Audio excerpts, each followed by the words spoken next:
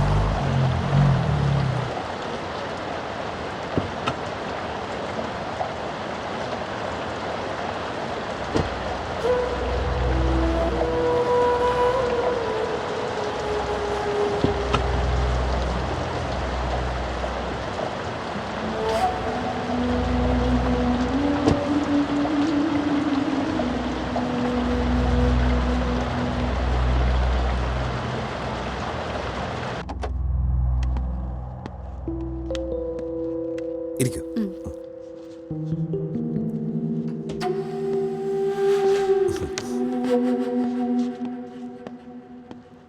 തിരക്കൊന്നുമില്ലല്ലോ?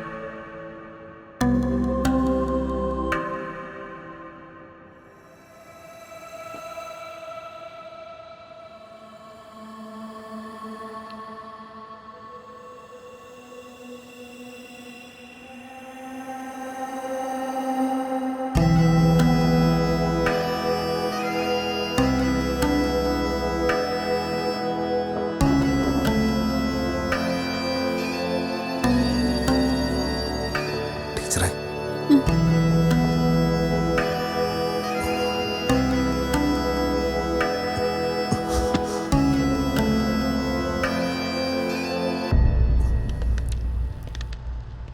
സഭാസ്ഥാനങ്ങളുടെ രക്ഷാധികാരി എന്ന പദവി ഉപയോഗിച്ച് പലരെയും തൻ്റെ വരുതിയിലാക്കാൻ അച്ഛന് കഴിഞ്ഞു. അങ്ങനെയായിരുന്നു നിങ്ങൾ അന്വേഷിച്ചു കൊണ്ടിരിക്കുന്ന അനീജിൻ്റെ ജനനം. അതുപോലെ അന്ന് ജോമോൻ സ്കൂളിൽ വന്ന ദിവസം, ജോമോൻ പോയ ശേഷം സ്കൂളിൽ അരങ്ങേറിയ നാടകം സിസ്റ്റർക്കറിയാവുന്നതല്ലേ?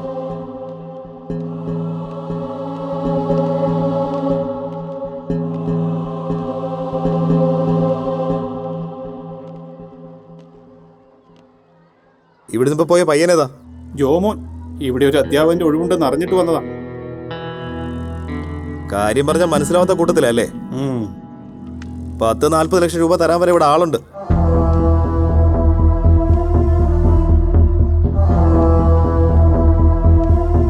അതിന്റെ ഇടയിൽ അവന്റെ ഒരു സെന്റിമെന്റ്സ്. കർത്താവിനറിയാം ആർക്കൊക്കെ ധനം കൊടുക്കണമെന്നും ആരെ ദരിദ്രനാക്കണമെന്നും. ഒന്നും കാണാതെ ആർക്കും അങ്ങേര് ഒന്നും കൊടുക്കാറില്ല. അതുകൊണ്ട് തന്നെ കാശ് കിട്ടാതെ ആർക്കും ജോലി കൊടുക്കേണ്ട ഒരു കാര്യവുമില്ല. അച്ചോ, B.Ed കഴിഞ്ഞൊരു ഉദ്യോഗാർത്ഥി ജോലി ആഗ്രഹിച്ചത് തെറ്റാണോ? ഒഴിവുള്ള സീറ്റിലേക്ക് ലക്ഷങ്ങൾ വാങ്ങി ജോലി കൊടുക്കുന്നതല്ലേ തെറ്റ്? നീ എന്നെ തെറ്റ് ശരിയൊന്നും പഠിപ്പിക്കണ്ട. നീ എന്താ ഇവിടെ? ഞാനൊരു ടീച്ചറെ കാണാൻ വന്നതാ. പക്ഷേ അതല്ലല്ലോ പ്രശ്നം. എനിക്കല്ലെങ്കിൽ തന്നെ ഒരുപാട് ചീത്തപ്പേരുണ്ട്. ചീത്തപ്പേരല്ല, അഹങ്കാരം. സഭയ്ക്കെതിരെയും സഭയുടെ സ്ഥാപനങ്ങൾക്കെതിരെയും നീ പല ആരോപണങ്ങളും ഉന്നയിക്കുന്നുണ്ട്. സഭയുടെ കീഴിലുള്ള കോളേജും സ്കൂളും ഹോസ്പിറ്റലും ഒക്കെ നിങ്ങൾക്ക് വിലപേശി കച്ചവടം നടത്താനുള്ള ഒരു ചന്തയല്ല. സഭാവസ്ത്രമിട്ട് നീ ആർക്കെതിരെയാണ് സംസാരിക്കുന്നറിയോ? സഭയ്ക്കെതിരെയോ? ഒരിക്കലുമല്ല. ഈ സഭ എന്ന് പറയുന്നത് നിങ്ങൾ ഈ കാണുന്ന ബാഹ്യമായ ഒരു ചട്ടക്കൂട് മാത്രമല്ല, പരിശുദ്ധാത്മാവിന്റെ നിറവിൽ അതിപരിശുദ്ധമായ ഒരു ആലയമാണ്.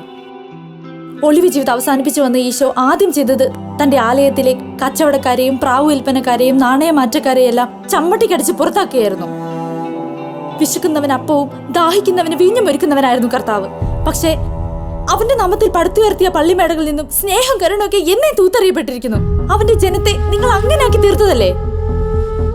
നിശബ്ദമായി നിന്ന് എല്ലാം സഹിക്കുന്ന ഒരു സമൂഹത്തെയാണ് നിങ്ങൾ വാർത്തെടുത്തത്. സാധാരണക്കാരന്റെ മനസ്സിൽ സ്നേഹവും കരുണയൊക്കെ എന്നെ വറ്റി വരണ്ടു. വീടില്ലാത്തൊരു സാധു കുടുംബത്തിന് കൂര പണിയാൻ പിരിവിട്ടാൽ ആരും ഉത്സാഹം കാണിക്കില്ല. 5-10 കോടികൾ മുടക്കി പണിയുന്ന ഓരോ പള്ളികൾക്കും ലക്ഷങ്ങളും കോടികളും കൊടുക്കാൻ ഇവിടെ ആളുകളുണ്ട്. വെറും നേർച്ചപ്പെട്ടികളാണ് നിങ്ങൾ സ്നേഹിക്കുന്നത്. നിർത്തരുത് ഇതിന്റെ അധിക പ്രസംഗം. എന്ത് ചെയ്യണമെന്നും എങ്ങനെ ചെയ്യണമെന്നും തീരുമാനിക്കാനൊക്കെ ഇവിടെ ആളുകളുണ്ട്. സഭയ്ക്ക് ദുഷ്പേരുണ്ടാക്കാൻ കൊടിയും പിടിച്ച് ചിലരും ഇറങ്ങും. ഒരു കാര്യമില്ല. വിശ്വാസത്തിന്റെ പുറത്ത് കെട്ടിപ്പൊക്കിയ കോട്ടയാ. അത് അങ്ങനെയൊന്നും തകർക്കാൻ കഴിയില്ല. വിശ്വാസത്തിന്റെ പേരിൽ നിങ്ങൾ ഒരു സമൂഹത്തെ ഭയപ്പെടുത്തി ഭരിക്കുകയാണ്. ഒരാള് നേരെ നിന്ന് എതിർത്താൽ തീരും നിങ്ങളുടെ അഹങ്കാരം. അപ്പൊ പറഞ്ഞു വരുന്ന സഭ ഏതാണ്ട് വലിയ കൊള്ള സങ്കേതാണെന്നാണോ? സഭ ഇന്ന് ഈ കാണുന്ന വലിപ്പത്തിലെത്തിയത് ഒരുപാട് പേരുടെ ത്യാഗവും പുണ്യവും കൊണ്ടാ. അതിന് കളങ്കം വരുത്താൻ വേണ്ടി നിങ്ങളെപ്പോലെ അപൂർവം ചിലരും. നിങ്ങളൊന്നും തിരിച്ചറിയാതെ പോകുന്ന ഒരു കാര്യമുണ്ട്.